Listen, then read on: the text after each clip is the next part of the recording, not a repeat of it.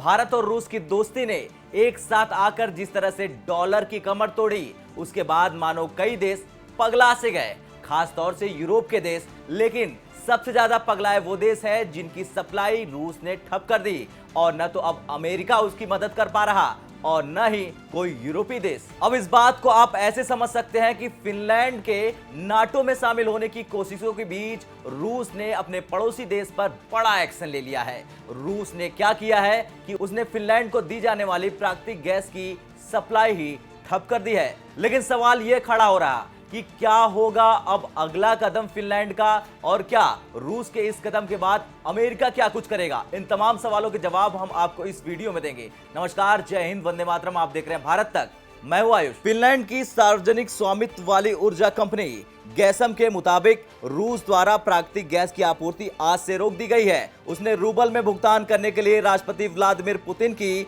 मांग नहीं मानी, जिसके बाद रूस ने यह एक्शन लिया।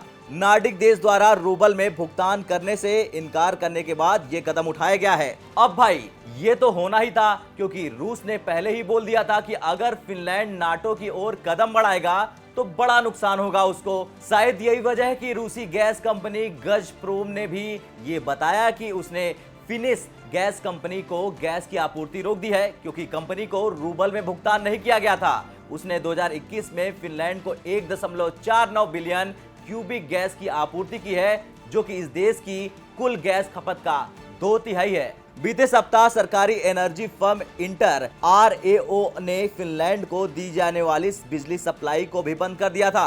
रूस का कहना न मानने वालों पर रूस ने गैस तेल की सप्लाई को रोककर ऐसा चाबुक चलाया जिसे झेल पाना भी अब यूरोप के कई देशों के लिए मुसीबत बन गया है।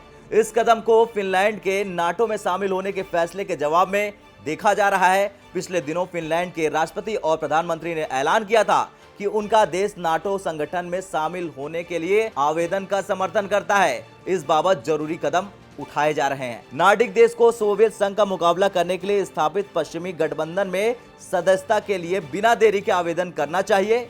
इसका मतलब यह हुआ कि फिनलैंड सैन्य गठबंधन में शामिल होने के लिए लगभग तैयार है। हालांकि आवेदन प्रक्रिया शुरू होने से पहले कुछ कदम बाकी हैं। उम्मीद की जा रही है कि पड़ोसी स्वीडन भी कुछ दिनों में नाटो में शामिल होने का फैसला करेगा। खैर, अब फिनलैंड के साथ क्या होगा ये तो वक्त ही बताएगा, लेकिन जिस तरह से रूस की ओर से ये कदम उठाया गया है, उसके बाद ये देखना होगा कि नाटो क्या कुछ करेगा फिनलैंड के लिए, या फिर यूं ही यूक्रेन रूस में जिस तरह से वो चुप बैठा था वैसे ही चुप बैठा रहेगा और तमाशा देखता रहेगा।